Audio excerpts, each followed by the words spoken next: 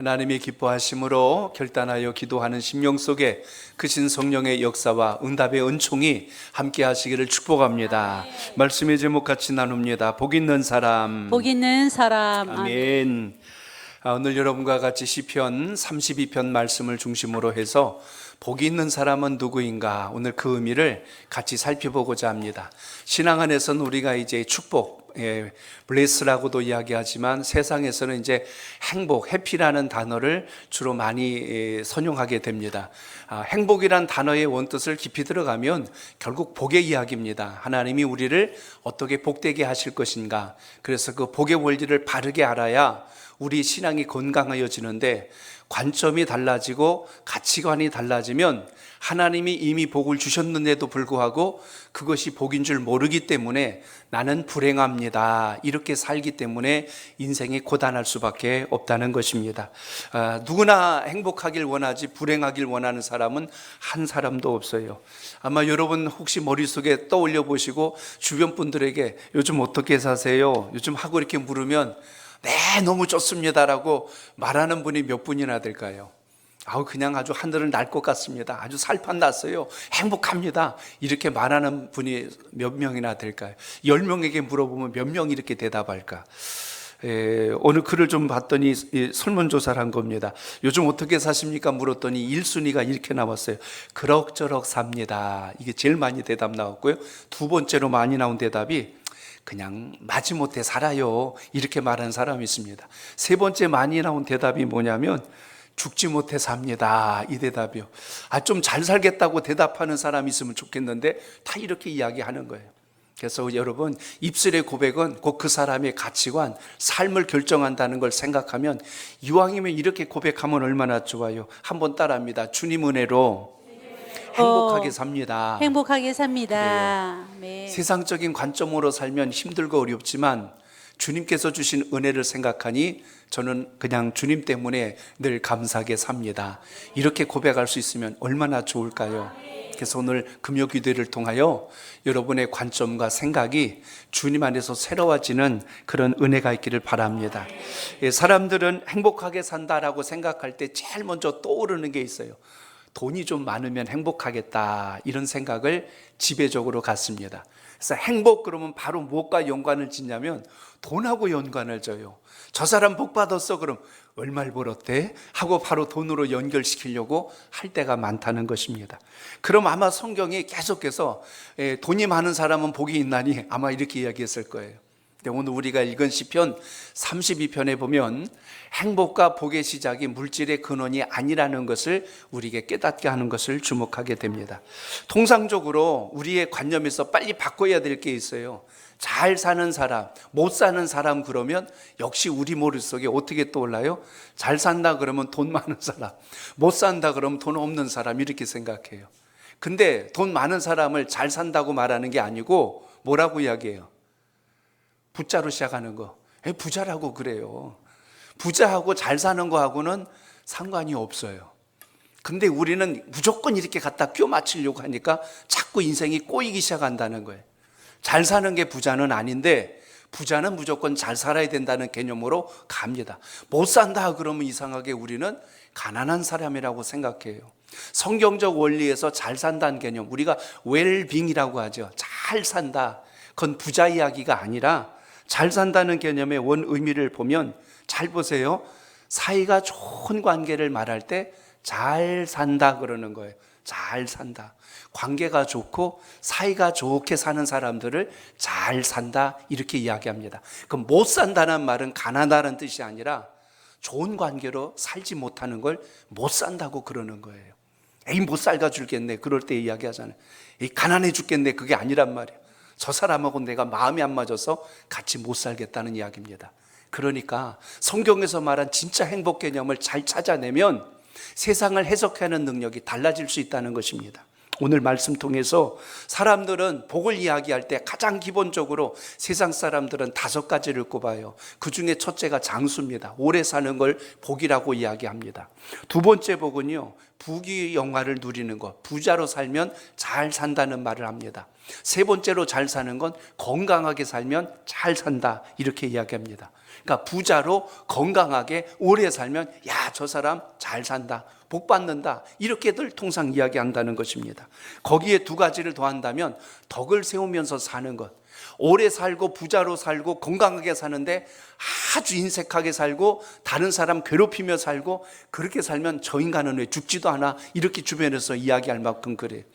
욕하면 그러잖아요. 누가 나 욕하나 봐 그러고 더 오래 살아, 이렇게 하니까 속상하잖아요. 그런데 잘 사는 의미 속에, 복 있다고 하는 것 속에 오래 살고 부유하게 살고 그리고 건강하게 살면서 덕이 있으면 세상 사람들은 참 저 사람 잘 산다고 통상 이야기하는 것입니다. 거기에 하나 더 한다면 평안하게 생을 마감할 수 있다면, 우리 흔히 이제 편안하게 노후를 보내다가 마친다면 정말 잘 살았다, 이렇게 통상 이야기합니다. 그러나 오늘 저는 여러분과 같이 세상에서 말하는 이것은 우리에게 주신, 하나님이 주신 복 다음에 더물어 주시는 것이지 그게 근본이 아니라는 것을 오늘 잘 확인하셔서 신앙의 기초를 견고하게 세울 수 있길 바랍니다. 그래서 복 중에는 진짜 복이 있고 가짜 복이 있는 거예요. 명품도 진짜가 있고 가품이 있듯이 복도 진짜가 있고 가짜가 있다는 거예요. 통상 쉽게 얘기하면 성경에서 제일 먼저 주님께서 우리에게 주신 말씀이 샬롬의 복입니다. 평안의 복. 예수 그리스도 안에서 평안할 수 있는 것.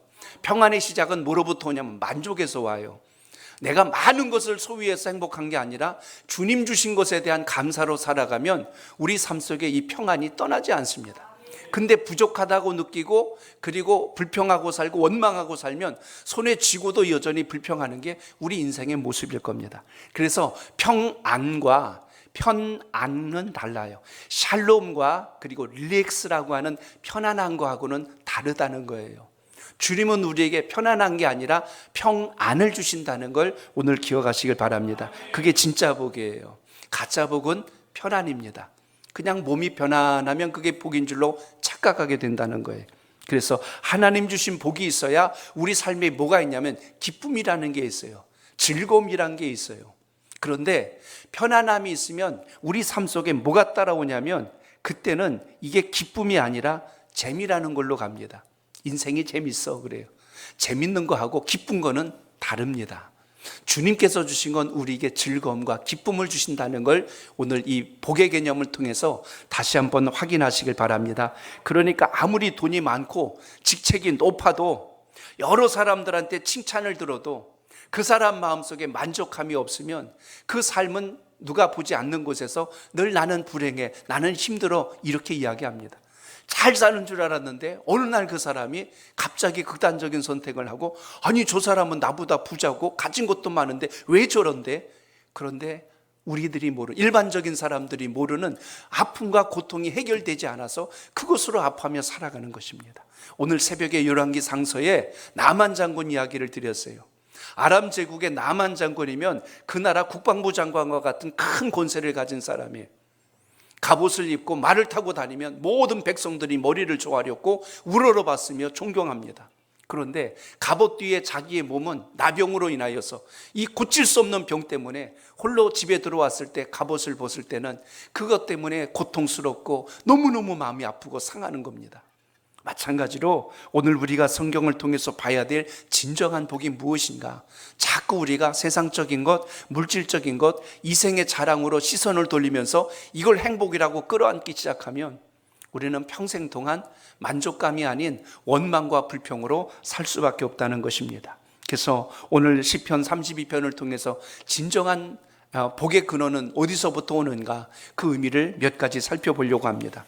전도서를 보면 솔로몬 왕이 자신의 삶을 통틀어 살아본 경험담을 전도서에 기록한 걸 볼 수가 있습니다. 그는 부귀영화를 다 누린 사람이에요. 이 땅에 가장 많은 물질을 누려봤고 가장 큰 권세를 누려봤고 하여튼 이 땅에서 가질 수 있는 건 다 소유해 본 사람이 솔로몬입니다. 그는 왕으로 있을 때 통일 왕국을 이룬지라 아버지 때부터 받았던 그 모든 권세를 가지고 주변 나라들이 다 조공을 바치면서 속국으로, 때로는 동맹을 맺으면서 이렇게 화친을 맺으며 살았죠. 그러니까 주변 나라들이 다 솔로몬을 우러러봤고 높여주었다는 겁니다. 그러니까 부러울 것이 없는 사람이에요. 거기에 심지어 사업을 해도 굉장히 번창을 하고, 그래서 거기 금이 너무너무 많이 쌓여서 돌처럼 쌓였더라라는 말씀이 나올 정도로 솔로몬은 모든 물질적 부귀영화도 누렸어요. 심지어 그는 아내와 첩까지, 후궁과 첩까지 합쳐서 1000여 명을 거느릴 정도로, 그렇게 될 수밖에 없는 이유 중에 하나가 주변 나라들과 동맹과 화친을 맺다 보니까 정략적 결혼을 하여서 그렇게 그 성 안에 많은 여인들을 거느렸습니다. 한마디로 이 세상에서 누릴 수 있는 모든 즐거움은 다 누려봤다는 것입니다. 그럼에도 불구하고 전도서 1장 1절 시작하면서 나왔던 첫 번째 말씀이 뭡니까? 모든 것이 헛되고 헛되고 헛되도다. 헛되다는 말을 계속 이야기하면서 마지막 이야기한 게 모든 것이 헛되도다. 내가 부귀를 누려보고 영화를 누려보고 모든 소유를 다 가져보고 모든 걸 거느려 봤지만 이것이 진정한 만족이 아니더라, 이렇게 고백을 합니다. 오늘 이런 상황에서 솔로몬은 전도서를 통하여 쭉 긴 말씀을 전하고 마지막 12장 맨 마지막 절에 결론을 내려요. 모든 게 헛되다는 이야기를 쭉 설명하고 왜 헛되며 그럼 우리는 어떻게 살아야 되느냐, 한 절로 결론을 내렸어요. 자, 전도서 12장 마지막 절 읽어볼까요? 13절입니다. 시작. 이래 결국을 다 들었으니 하나님을 경외하고 그의 명령들을 지킬지어다. 이것이 모든 사람의 본분이니라. 아멘. 일의 결국을 다 들었으니, 모든 것이 헛되다는 말을 다 마치고 나서 마지막 결론 내린 이야기가 그겁니다. 하나님을 경외하고 그의 명령을 지킬지니라.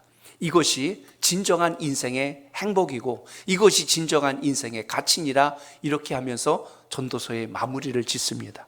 그래서 오늘 말씀을 통하여 본다면 복 있는 사람은 누구인가? 행복한 사람은 진짜 누구인가? 오늘 다윗의 고백을 통해서 복의 진짜 근원을 붙들 수 있는 믿음의 지혜가 있길 바랍니다. 자, 1절을 봅니다. 시작. 허물의 사함을 받고 자신의 죄가 가려진 자는 복이 있도다. 아멘. 오늘 1절과 2절에 복이 있도다라는 말이 끝에 나오는데요, 가장 먼저 이야기한 것은 죄사함을 받은 사람이다, 이렇게 지금 이야기합니다. 우리가 통상 생각하면 아이고 그게 무슨 복이에요, 이렇게 말하면 안 된다는 거예요. 죄라고 하는 것은 오직 하나님만이 해결할 수 있는, 주님만이 그것을 사할 수 있는 권세를 가졌다는 것을 여러분 잊지 않길 바랍니다. 사람과 사람 관계 속에서 우리가 흔히 말하는 용서와 하나님께서 우리 인생에 지울 수 없는 죄의 근원을 완전히 사해 주는 것하고는 차원이 다른 문제입니다. 여기 사한다는 것은요, 죄를 치워버린다는 거예요. 내 안에 늘 끌어안고 다니는, 짊어지고 다니는 이 죄를 하나님께서 치워주신 거예요. 그렇게 고통스럽고 힘겨워하고 답답해하고 고민했던 내 인생의 문제를 주님을 만나면 주님께서 그걸 완전하게 제거해 주신다. 이게 먼저 복받은 사람의 시작이라는 것을 오늘 꼭 기억하시길 바랍니다. 아무리 내가 이 땅에서 부귀영화를 누리고 권세를 가지고 많은 걸 소유했어도 죄 문제가 해결되지 않으면 여전히 우리는 걱정하고 근심하며 살아갈 수밖에 없습니다. 마음의 불안과 염려를 끌어안고 살면요, 삶 속에 항상 이 불안한 감정을 치유할 수가 없는 겁니다. 잠을 잘 못 자죠. 밥맛도 없죠. 삶의 어떤 활력소가 완전히 소멸되는, 그래서 이 근본적인 문제가 해결돼야 다른 모든 것이 회복될 수 있다는 것입니다. 또 한 가지 뭘 이야기했어요? 죄가 가려진 자가 복이 있대요. 죄 사함받는, 허물을 사함받는 게 복이 있고 죄가 가려졌다라고 했는데 하나님의 눈에 보이지 않도록 해주셨다는 거예요. 여기 말씀을 잘 유념하셔야 됩니다. 죄가 사함받았다는 건 죄를 치워주신 것이며 그 죄를 가려주신 거예요. 하나님께서 그걸 바라보지 않아 주셨다는 이야기입니다. 이것이 우리가 세상을 살는 복의 가장 근본이 된다는 게 왜 중요하냐면 십자가의 사건이 바로 그겁니다. 우리가 아직 죄인되었을 때 예수님께서 십자가에 달려 나의 죄를 대신하여 죽어주심으로 우리가 하나님의 자녀, 천국 백성으로 하나님의 자녀로 살아갈 수 있는 그 길을 찾았다는 것을 오늘 꼭 기억하시길 바랍니다. 그렇기 때문에 죄가 없는 자가 오늘 이 세상엔 존재하지 않습니다.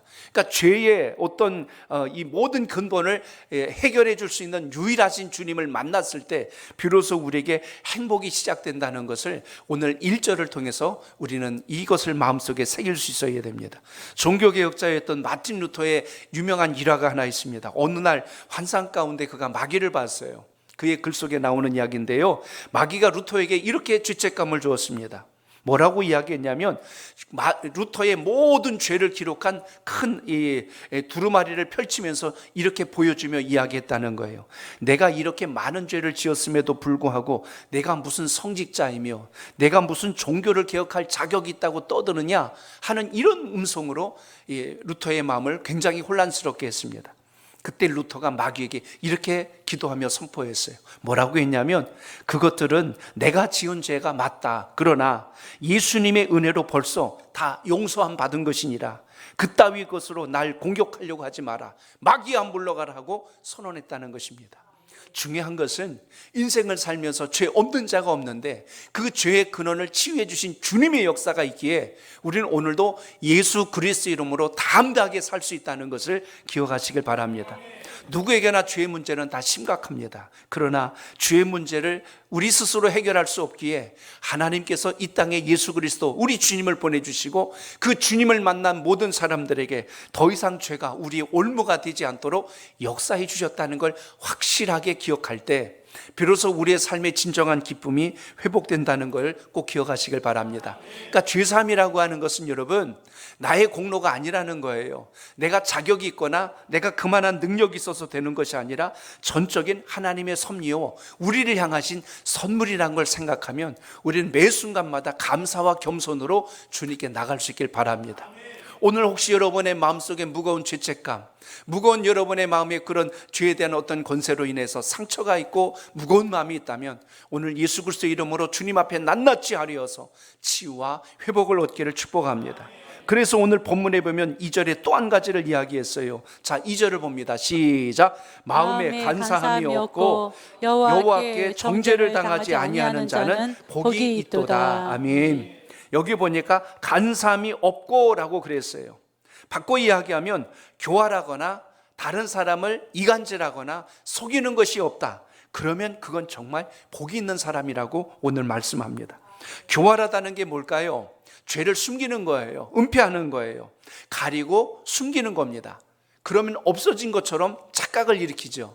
그러나 죄가 덮는다고 해결됩니까? 아니라는 거죠.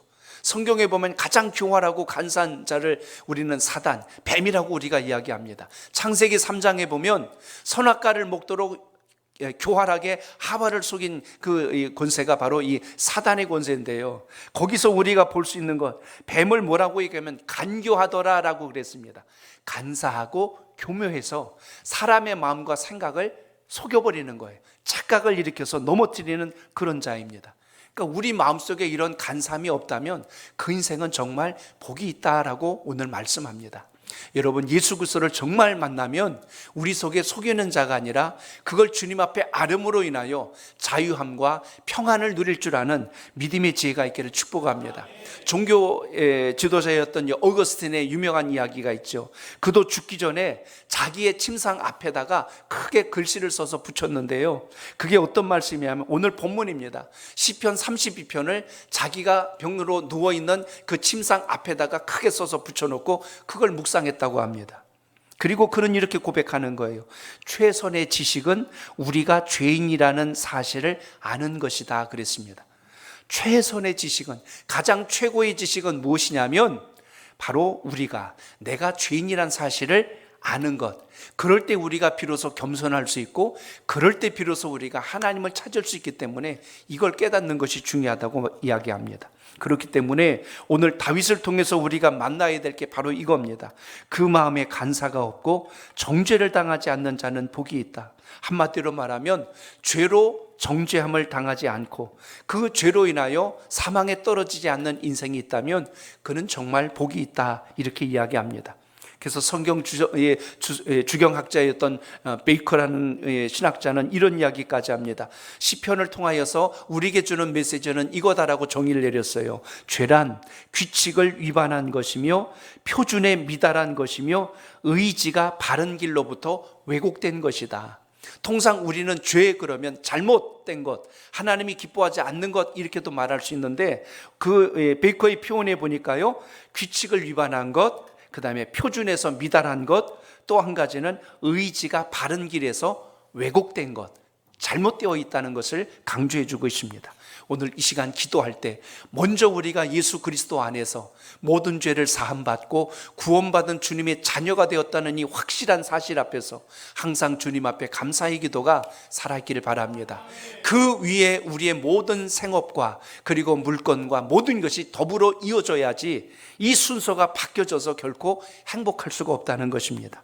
또 한 가지, 오늘 3절에서 4절에 보시면 회개한 사람이 복이 있다고 말씀합니다. 한번 따라합니다. 회개한 사람입니다. 회개한 사람입니다. 어떻게 지금 회개가 진행되는지 잘 보십시오. 3절 4절 봅니다. 시작. 내가 입을 열지 아니할 때에 종일 신음함으로 내 뼈가 쇠하였도다. 주의 손이 주야로 나를 누르시오니 내 진액이 빠져서 여름 가뭄에 마름같이 되었나이다. 아멘. 여기 3절로 4절에 보면 죄를 고백하지 않고 마음속에 계속 간직하고 있으니까 마음이 편하지가 않는 거예요.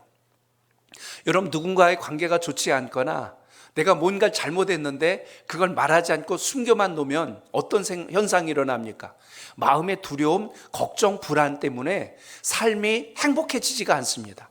그것 때문에 계속 마음이 답답하고 근심스럽고 음식을 먹어도 입맛이 없고 일상생활을 지내도 삶의 활력이 전혀 일어나지 않는 것을 볼 수가 있죠. 오늘 본문 지금 3절과 4절이 죄의 현상에 대한 이야기를 소개하고 있습니다. 내가 입을 열지 아니할 때, 나의 죄에 대해서 입을 열지 않을 때 종일 신음했다고 표현합니다. 내 마음속에 그 아픔이 있으니까 답답하고 불안하고 이 두려운 마음이 사그라들질 않는 거예요. 내 뼈가 쇠한다고 표현합니다. 이 다른 표현으로 하면 뼈가 마른다고 하죠. 사람이 근심이 있고 죄가 나를 찍어 누르게 되면 뼈가 마른다고 하죠. 오늘 그 상황이 오늘 본문 속에 소개가 됩니다. 결국 우리 주님께서 어떻게 하셨냐면 주의 손이 주야로 나를 누르시오니 내 진액이 다 빠져나갔대요. 마치 여러분 치약을 막 짜내버리니까 빈 튜브만 남는 것처럼 주님께서 우리 안을 막 그냥 찍어 눌러버리는 거예요. 그러니까 내 속에 있는 모든 것들이 다 진액이 빠져나가서 완전히 그냥 가뭄에 말라버린 그런 어떤 풀떼기와 같이 그냥 이렇게 초라한 모습으로 바뀌어지는 현상을 오늘 본문에서 소개합니다. 한마디로 이야기하면 주님이 우리에게 원하시는 게 있어요. 왜 우리를 찍어 누르실까? 왜 주님은 우리에게 압박감을 주실까? 내 안에 숨어있는 그 죄, 그걸 우리의 입을 통해서 고백하게 하시는 역사라는 걸 잊지 않길 바랍니다. 내 인생에 고난이 오고 시련이 오고 환난이 올 때 우리가 해야 될 일이 뭘까요? 주님, 제 마음에 이런 아픔이 있습니다. 상함이 있습니다. 근심이 있습니다. 이걸 모두 주님 앞에 내어놓았을 때 비로소 우리 마음의 진정한 평안이 회복된다는 사실을 오늘 기억하시길 바랍니다. 그래서 주님 말씀이 우리와 함께 될 이유가 바로 여기에 있다는 것입니다. 여러분의 신앙과 믿음 속에서 다시 한 번 더 다윗이 고백한 이야기는 다윗이 경험한 이야기예요. 다윗이 죄를 짓고 그걸 숨겨 놓았을 때 그의 마음이 얼마나 답답하고 두려웠는가를 소개합니다. 무려 여러분 그 우리아의 아내 밧세바를 범한 사건을 여러분 아실 거예요. 그 기간이 무려 1년이 갑니다. 1년 가까이 갔어요. 그때 다윗은 아무도 모르는 줄 알았어요. 근데 하나님이 알고 계셨고 자기 자신도 알고 있지만 나단 선지자가 하나님의 계시를 통하여 알게 됩니다. 그래서 그 죄를 지적하게 되죠. 어찌하여 양 하나밖에 없는 집에 그걸 빼앗습니까? 하고 그걸 책망하는데 그 자가 바로 다윗 왕이시오. 당신입니다. 그 말에 다윗이 꼬꾸라지죠. 하나님께서 다윗을 찍어 누르신 거예요. 그때 다윗이 자기 안에 있는 모든 죄를 토합니다. 하나님 아버지, 제가 죽을 죄를 졌습니다. 침상이 젖도록 회개하지요. 하나님께서 놀라우신 것은 이 회개를 받아주셨다는 겁니다. 하나님께서 그 다윗의 입술에 나온 그 모든 죄의 고백을 다 받아주시고 용서해 주셨다는 것입니다. 중요한 것은 죄를 담고 있으면 하나님은 진노하시지만 우리 죄를 쏟아내는 순간 하나님은 그것을 기억지 아니하시고 완전히 사하시는 놀라우신 은혜가 있다는 걸 기억하시길 바랍니다. 그렇기 때문에 내 몸 안으로 몸에 이롭지 않는 게 들어오면 우리 몸이 거부하게 돼 있어요. 상한 음식을 먹으면 어떤 현상이 납니까? 배가 아파져요. 그리고 구토가 나게 돼 있습니다. 아니면 설사를 해버리죠. 내 몸이 받아들이지 못한다는 걸 내 몸이 반응을 보이는 것입니다. 마찬가지로 5절을 여러분 보시기 바랍니다. 5절입니다. 시작. 내가 이르기를 내 허물을 여호와께 자복하리라 하고 주께 내 죄를 아뢰고 내 죄악을 숨기지 아니하였더니 곧 주께서 내 죄악을 사하셨나이다. 아멘. 주님 만난 기쁨이 이것 안에 있길 바랍니다. 왜 우리에게 진정한 평안이 찾아오냐면 내 속에 숨어있는 죄를 주님께 아뢰기 때문에 주님께서 우리 마음에 진정한 평안을 채워주신다는 사실입니다. 시편 51편 17절에도 같은 의미의 말씀을 우리에게 주셨어요. 우리 읽어봅니다. 시편 시작. 하나님께서 구하시는 제사는 상한 심령이라 하나님이여 상하고 통회하는 마음을 주께서 멸시하지 아니하시리이다. 아멘. 아멘. 여기 상한 심령을 하나님께서 구하는 제사라고 했습니다.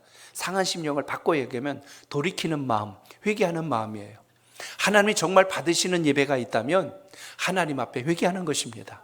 내 속의 죄와 미움과 분노와 상한 감정을 그대로 가려놓고 나서 거룩한 척 주님께 드리는 예배는 주님께서 기쁨으로 받을 수 있는 예배가 아니라는 것입니다. 그걸 주님 앞에 아뢰고 그걸 주님 앞에서 해결할 줄 아는 지혜가 우리 속에 있어야 한다는 것입니다. 그래서 여기 오늘 말씀합니다. 여기 보니까 상하고 통회하는 마음을 주께서 멸시하지 아니하셨다. 상하고 통회하는 마음, 애통하고 그리고 그 죄에 대한 고통을 느끼며 철저히 뉘우치고 있을 때 우리 주님께서는 그것을 기쁨으로 받아주시고 회복을 주시겠다고 말씀한 겁니다. 그러니까 오늘 32편에서 복을 뭐라고 이야기했어요? 이 땅에서 정말 우리가 잘 사는 비결은 오늘 1절의 말씀처럼 허물을 사함받는 것, 죄 사함을 받는 것, 그리고 오늘 2절에서 말씀한 것처럼 오늘 3절과 4절로 이어지는 것처럼 회개하고 돌이켰을 때 주시는 은혜를 경험할 때 이것이 우리의 시작의 모든 복의 근원이 된다는 것을 오늘 기억하시길 바랍니다.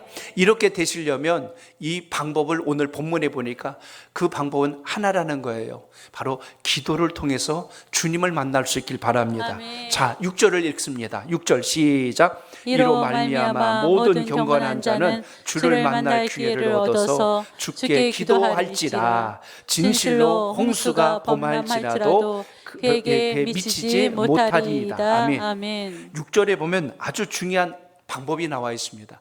그럼 어떻게 죄사함을 받고 어떻게 우리가 회개해야 될까요? 6절에 보니까 말씀하죠. 모든 경건한 자는, 이 경건하다는 말이 처음에 1절, 2절에서 말한 복 있는 자와 연결되어 있습니다. 복 있는 자는 어떤 사람이에요? 주를 만날 기회를 얻어서 주께 기도할지라. 따라합니다. 주께 기도할지라. 그럴 때 홍수가 범람할지라도 그 앞으로 미치지 못하게 막아주시겠다고 말씀한 것을 보게 됩니다. 결국 홍수가 범람한다는 것은 우리 앞에 밀려오는 수많은 재난, 어려움, 고난일 수 있습니다. 이 모든 것을 막아낼 수 있는 힘을 무엇으로 주셨어요? 기도하는 것을 통해서. 그런 여러분, 기도할 수 있는 자격과 그 감동을 가지고 주님 앞에 나왔다는 것부터가 이미 복을 받은 자인 줄로 믿으시기 바랍니다. 그래서 여러분, 기도는 생명줄이에요. 따라합니다. 기도는 생명줄입니다. 하나님 앞에 간구하고 기도하지 않고 주님의 살아계심을 경험한다는 건 말이 안 되는 겁니다. 주님께서 우리에게 소통할 수 있는 방법을 기도라는 것을 통해서 주셨어요. 이제 여러분, 우리 이번 10월달 셋째 주, 넷째 주에 해피데이 축제를 합니다. 예비신자들을 여러분이 작정하셨어요. 그리고 이분이 꼭 주님 만났으면 좋겠습니다. 소원을 가졌습니다. 우리가 소원을 가지면요, 마귀도 금방 눈치채요. 그럼 마귀가 어떻게 할까요? 악한 권세는 괜히 그날 일정을 만들어 놓고 괜히 그날 마음을 싱숭생숭하게 만들고 주님 앞에 와야 할 마음을 자꾸 흔들어 놓죠. 이걸 막아내고 견고하게 할 수 있는 방법을 우리에게 주셨습니다. 그게 기도입니다. 하나님 앞에 기도로 무장하시길 바랍니다. 기도하면 하나님 앞에 부름받은 영혼을 주님께서 지켜주시고 서게 하실 뿐만 아니라 그 영혼 속에 하나님의 말씀이 담겨져서 반드시 주님을 만나야 되겠다는 감동이 평생토록 마음속에서 떠나지 않도록 역사한다는 것 잊지 않길 바랍니다. 그러니까 어느 분이 갑자기 교회에 오시니까 우리가 생각할 땐 그래요. 아이고, 이분이 그냥 운이 좋아서 주님 만났네. 근데 만나서 이야기해 보면요, 그분을 위해서 오랫동안 기도하시는 분들이 있었어요. 그 기도의 열매를 마침내 거둘 수 있도록 하나님께서 때를 열어주신 걸 생각한다면 오늘도 여러분이 기도의 소중함이 여러분 속에 있길 바랍니다. 아무리 세상이 달라지고 무슨 유튜브가 생기고 그러나 여러분 주님 앞에 나와서 몸을 구별하여 예배하는 자가 꼭 되시길 바랍니다. 그 사람이 주님께 붙들림 받은 사람이요, 그 사람이 쓰임 받아요. 오늘 여러분의 삶 속에 이 믿음의 열정이 다시 한 번 더 살아있기를 바랍니다. 그러므로 오늘 복 있는 사람 누굽니까? 죄 사함을 받은 사람, 회개하는 사람, 기도하는 사람. 오늘 시편 32편은 우리에게 이렇게 말씀해 주는 것을 봅니다. 이렇게 기도하여 복받은 사람은 어떤 주님의 은혜를 입는다고요? 6절에 보니까 홍수가 범람할지라도 그에게 미치지 못한다. 7절에 보니까요, 환난 날에 보호해 주시겠다. 10절에 보니까 뭐라고 해요? 하나님의 인자하심이 나를 둘러주신대요. 하나님의 인자하심이 나를 보호하신대요. 이 놀라운 은혜를 우리가 얼마나 누리고 또 경험하고 있는지를 이 말씀을 통하여 기억하셔야 합니다.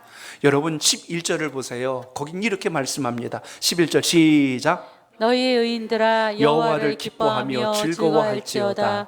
마음이 정직한 너희들아 다 즐거이 외칠지어다. 아멘.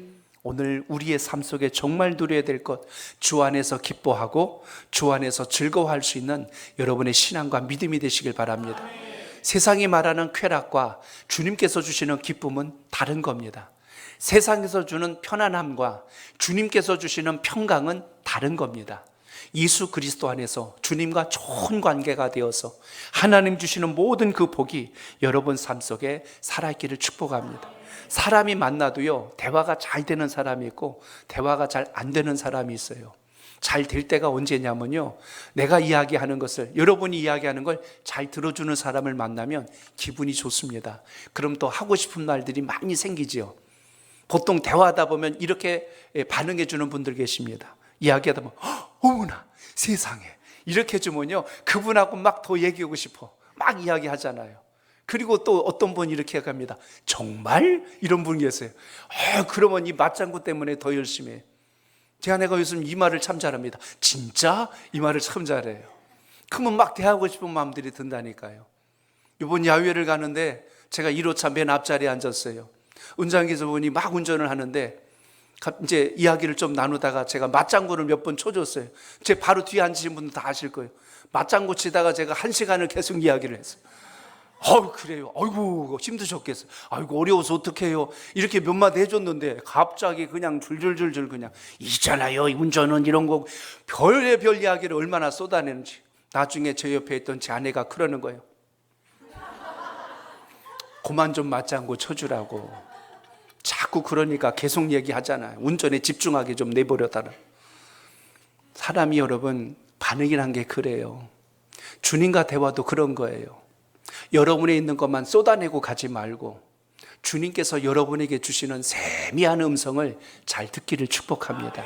그래야 주님 제가 이렇게 살겠습니다, 이렇게 결단하겠습니다, 이런 마음의 각오가 생기는 거 아니겠어요?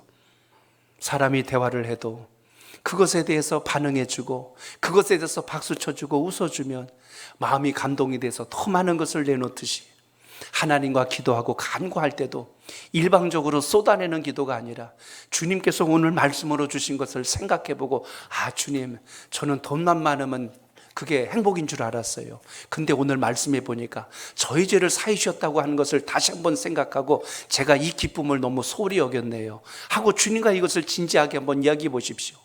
오늘 주님 앞에 여러분 소원하는 기도 제목만 다 쏟아내면 그게 기도인 줄 알았는데 주님 제 마음속에 아직도 해결하지 않은 숨은 죄가 있네요. 오늘 이 숨은 죄들이 다 해결될 수 있도록 은혜를 내려 주옵소서.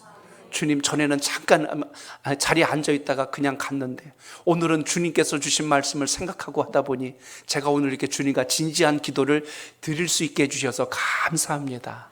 이런 모든 과정들이 주님과 인격적으로 만나는 과정이 된다는 것을 잊지 않길 바랍니다. 제가 화요일 날 생명나무 학교를 나누면서 소통이란 이야기를 같이 좀 이렇게 성경 공부를 하면서 나눴습니다. 이 소통이라고 하는 건 세 가지가 만족돼야 소통이 됩니다. 하나는 존중이고요, 하나는 신뢰입니다. 또 하나는 사랑의 마음이 있어야 소통이 잘 이루어집니다. 이 중에 하나라도 삐그덕하면 내 것만 이야기하고 마음을 닫아버리려고 합니다. 그래서 가장 가까운 가족 간에 먼저는 이 소통이 잘 이루어질 수 있도록 노력할 수 있기를 바랍니다. 그래서 사랑이라고 하는 것은 사랑하기 때문에 함부로 해서는 안 되고 더 상대를 존중해 줄 때 사랑의 가치가 더 살아있다는 것, 이걸 여러분의 삶 속에 기억하시길 바랍니다. 상대방을 존중해 주면 그 존중함이 또 나에게 돌아옵니다. 그러나 나의 것만을 고집하고 쏟아내려고 하면 계속하여 부딪히는 이야기로 끝날 때가 많다는 것입니다. 그래서 우리가 살면서 제일 위험한 것 중에 하나가 뭐냐면 익숙함이라고 하는 거예요. 익숙함은 편안함이란 뜻도 있지만 익숙하다는 것 속에는 자칫 잘못하면요 고마움을 잊게 만들어요. 당연하게 생각해요. 당연한 게 아니라 그건 정말 고마운 일이라고 생각할 줄 아는 마음이 있어야 서로가 더 신뢰하고 서로가 더 존중해 줄 줄 안다는 것, 이걸 우리가 신앙하면서 꼭 기억하시길 바랍니다. 우리가 하나님께 은혜 받는 게 당연한 게 아니라 이건 감사한 일입니다. 그래서 주님 앞에 우리가 감사의 기도를 자꾸 회복해야 되는 이유가 그거예요. 감사가 사라지면 어떻게 된다고요? 당연해져 버려요. 당연해지면 나중에 어떤 일이 생긴지 아시죠? 조금이라도 그 느낌이 덜 받으면 서운해져요. 하나님께 감사하며 살아야 되는데 서운한 감정이 더 커져버리면 그때부터는 불편한 일들이 생길 수밖에 없습니다. 매일같이 어느 분이 지나가면서 1,000원씩 주었대요. 어느 날은 안 주며 지나가니까 왜 나 1,000원 안 주냐고 따지더래요. 평상시에 받은 것이 감사한 일인데 어느 날 받지 않으니까 그게 원망이 되고 불평이 돼버렸다는 것입니다. 그러므로 우리 삶 속에 다시 한 번 더 하나님 주신 이 약속의 말씀을 잘 기억하고 복의 시작이 어디서부터 출발하는가, 이걸 기억하시면서 회복의 은총이 있길 바랍니다. 인생이 살면서 우리가 이런 말 자주 합니다. 권태기가 왔다 그래요. 권태기가. 이게 이제 익숙함에서 오는 겁니다. 익숙해지면 설레임도 사라지고 나중에는 그 마음속에 오는 게 자꾸 귀찮아지는 게 마음속에 들어옵니다. 사람이 귀찮아지면 두 가지가 사라져요. 감격이 사라지고 감동이 사라집니다. 우리의 삶 속에서 주님을 만나도 그래요. 오늘 금요기도회가 익숙하기 때문에 당연한 듯이 앉아있다 가지 않기를 바랍니다. 오늘 새로운 주님과의 깊은 영적인 교제를 통해서 여러분의 영혼이 소생하는 그런 기회가 되시길 바랍니다. 그래서 주님과 더 가까이 하십시오. 그 가까워짐이 친밀함이 되어야 하는데 이 친밀함이 자칫하면 익숙하여져서 익숙함 속에서 오는 그 권태감으로 인하여 오히려 감사가 사라지거나 고마움을 잃어버리거나 소중함을 상실해버린 일이 없도록 주님과 깊이 만나는 그 은혜가 오늘 이 금요기도에 여러분 속에 있기를 축복합니다. 사도 바울의 변화를 생각해 보세요. 스데반 집사가 복음을 전할 때 그를 돌로 쳐서 죽일 때 옆에서 지켜본 사람이 오늘 사도 바울이었습니다. 그때 성경은 이렇게 기록합니다. 돌에 맞아 쓰러지는 스데반의 얼굴이 천사의 얼굴과 같았더라 라고 되어 있습니다. 스데반 집사는 그때 돌을 맞아 순교하면서 누굴 봤을까요? 하늘 우편에서 자기를 향하여 손을 내미시는 주님을 바라봤다는 것입니다.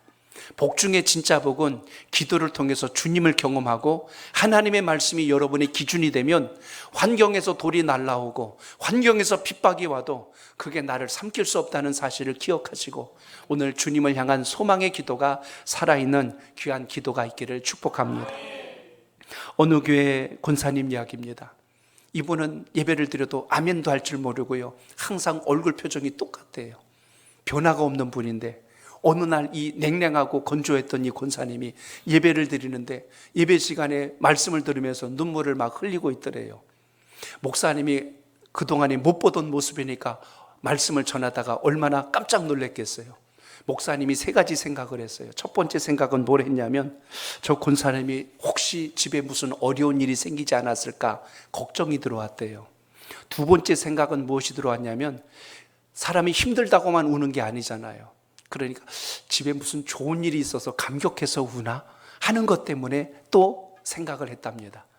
그리고 세 번째 들어오는 생각은, 오늘 말씀 때문에 저 권사님이 은혜를 대단하게 받으셨구나, 그래서 저렇게 눈물을 흘리시는구나 하고 세 번째 생각을 가졌대요. 그러고 나니까요, 그날 기도회를 마치고 나서 꼭 물어보고 싶더래요. 권사님이 무엇 때문에 저렇게 우셨을까 꼭 알고 싶더래요. 그래서 그날 기도회를 다 마치고 나갔을 때 그 권사님이 가시길래 부를 때, 권사님, 그러니까 예 하고 가들게 물어봤어요.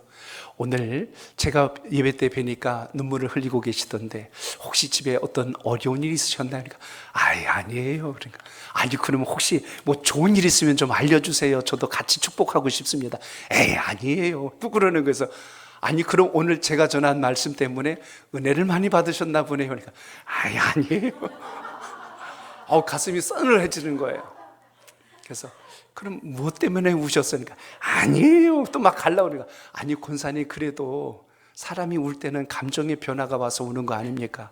평상시에 잘 이렇게 눈물도 없으신 분이 우셨을 땐 이유가 있잖아요. 그랬더니 이야기를 하더래요. 사실은요 목사님, 그래 예 하고 이야기했더니 대답해요. 오늘 금요기도에 오기 전에 연속극을 잠깐 봤는데요, 주인공이 병들어서 그 여주인공이 막 죽으려고 그러는데 얼마나 그 장면이 잊을 수가 없는지 눈물이 다 나더라고요. 목사님이 굉장히 허전했대요, 그 이야기를 들으면서. 그럼 예배 시간 내내 그 생각하고 있었던 거잖아요. 애처로운 그 여주인공. 우리가 예배를 드리고 기도를 할 때 말씀이 은혜가 되고 말씀이 복이 되고 말씀이 나를 통하여 역사한다는 게 믿어진다면 주님과의 영적인 소통이 막히지 말고 오늘도 형통한 신앙의 역사가 여러분의 믿음 속에 살아있기를 축복합니다.